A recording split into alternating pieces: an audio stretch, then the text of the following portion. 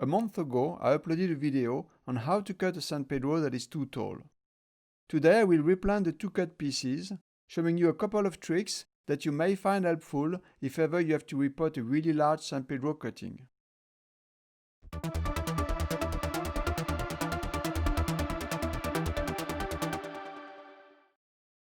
In the last video, I explained I was going to lay the two cut pieces horizontally for a week, and then afterwards I would place them vertically to prevent side rooting.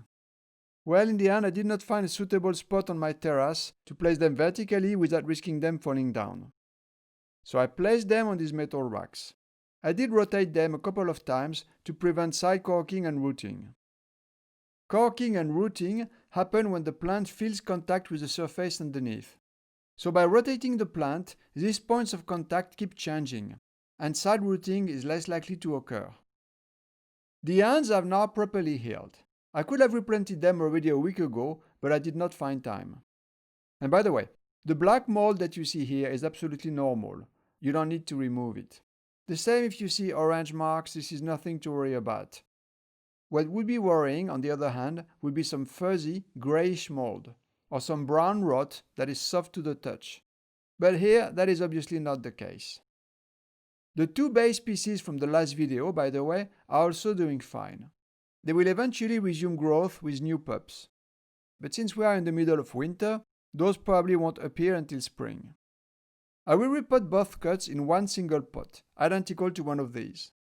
Ideally, I should use a pot this size for each of these cuttings. But in this video, I want to use volcanic rocks to lock the cuttings into place, and I only have enough rocks for one pot.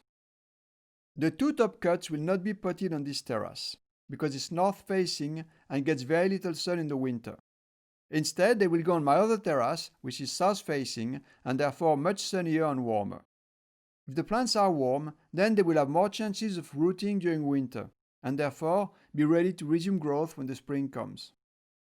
Here you can see everything we will be needing for this video, soil-wise. My three favorite ingredients for making a San Pedro soil are perlite, then regular potting soil, and lastly, earthworm castings, which are in that round tray.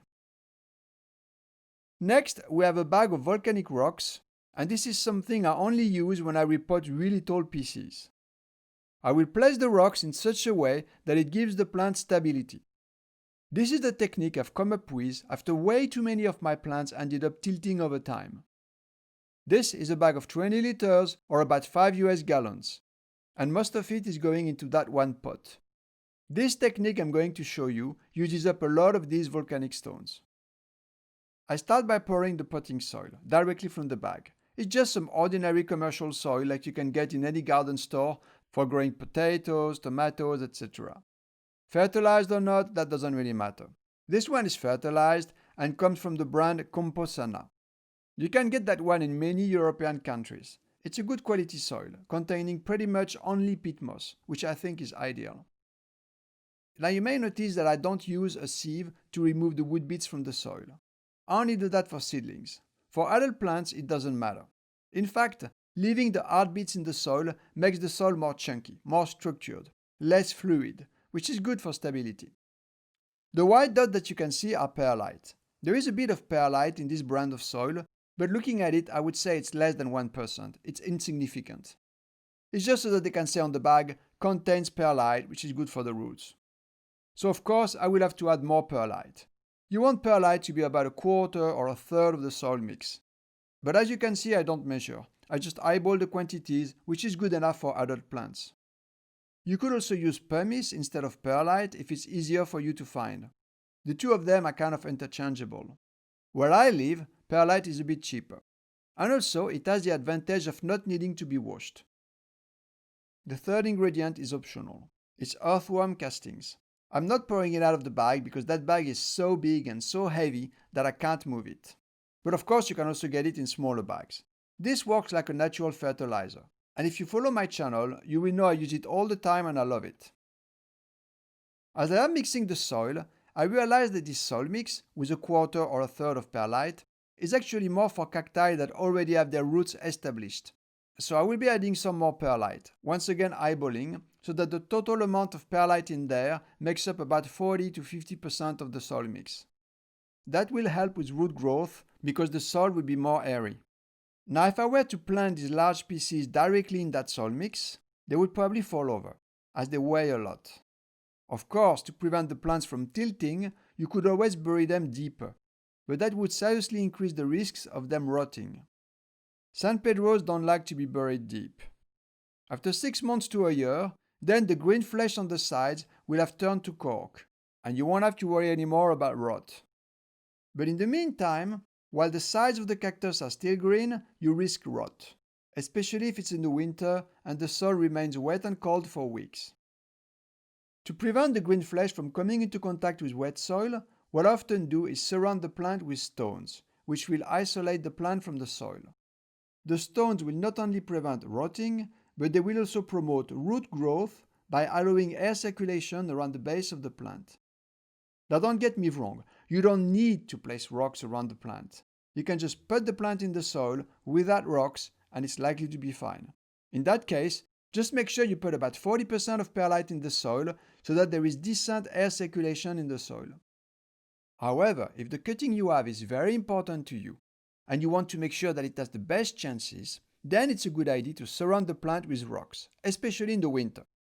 Of course, when I talk about your plants being outside in the winter, that only applies to warmer climates like for instance California or the Mediterranean Riviera. What you can see on the screen now works great for shorter cuttings, but not so great for larger cuttings. Over time, those often end up tilting due to their weight, especially if they have not been buried deep. The type of soil also has an influence on this. If you use a commercial soil like I do, those tend to be soft and often offer little in terms of support. If on the contrary you use soil from your garden that has some clay in it, you know the kind of soil that sets hard like concrete when it's dry, then that is likely to hold the plant much better. I've come up with a solution for tall, heavy cuttings that works pretty well. It consists in adding 2 layers of stones, and those will literally lock the plant into place. It won't be able to move at all. For that to work, I recommend you use irregular-shaped volcanic rocks. Don't use clay balls, as they would just roll out of the way when the plant tilts and offer zero support. The greater the distance between the 2 layers of stones, the more stability the plant will have. Now, if you're wondering if you could place the plant lower and therefore have even more stability, I would not recommend it because the plant will send most roots going downwards and it needs to find food down there. So this is why I always like to have soil at the bottom. Now let's see how I do it. If your pot has large drainage holes like this one, it may be a good idea to place some larger rocks or, like here, fragments of broken ceramics to prevent too much soil from escaping from those holes. Make sure that the holes won't get blocked either, so you should avoid pieces that conform perfectly to the shape of the hole. Then, at the bottom of the pot, I add a layer of the soil mix that I prepared. Some people place a layer of stones at the bottom to help with drainage. I used to do it like that when I started, but then I came to the conclusion there is no advantage in doing so, at least for Trichocereus plants. And when you do that, you reduce the quantity of soil in the pot. It's as if you are putting the plants in a smaller pot, which is not a good thing. Adult Trichocereus cacti prefer big pots. On top of that soil, I now place some volcanic rocks. These rocks will isolate the plant from the soil. When the roots come out of the plant, they may not encounter some soil right away, but that is not an issue. The roots will extend downwards until they meet some soil. Now it's time to bring the plants, but the big question is, how can I hold these 2 really big cuts in a straight vertical position and at the same time carry on filling up the pot?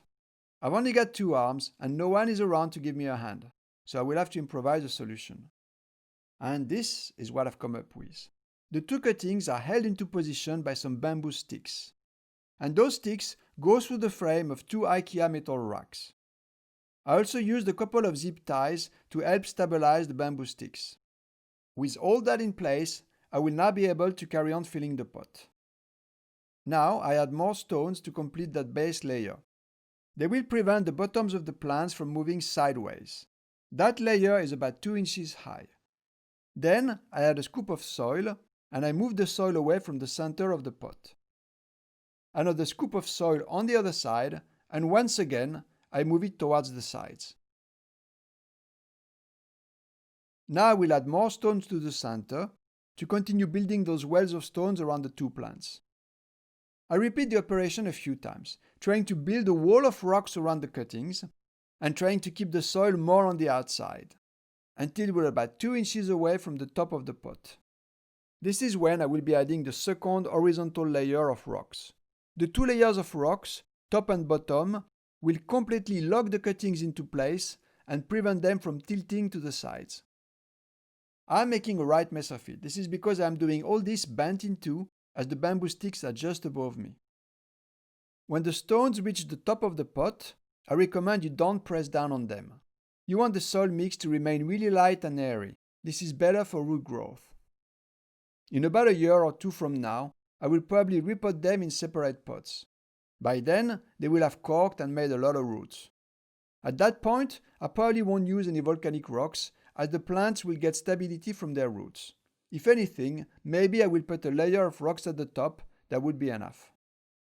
If you enjoyed this video, please be kind enough to hit like. That helps the channel tremendously when you do so, and you should also tick the little bell and subscribe so that you get informed of my future videos. Lastly, if you want to order some of the pure San Pedro seeds that I produce myself, as well as live seedlings grown from the same seeds, please send me an email and I will reply with information, prices, and photos. You will find my email in the description of this video. I will also make it appear now on the screen. It's sanpedromastery@protonmail.com. Thanks for watching, and I'll be back soon with more videos on growing the San Pedro cactus and its relatives. Ciao!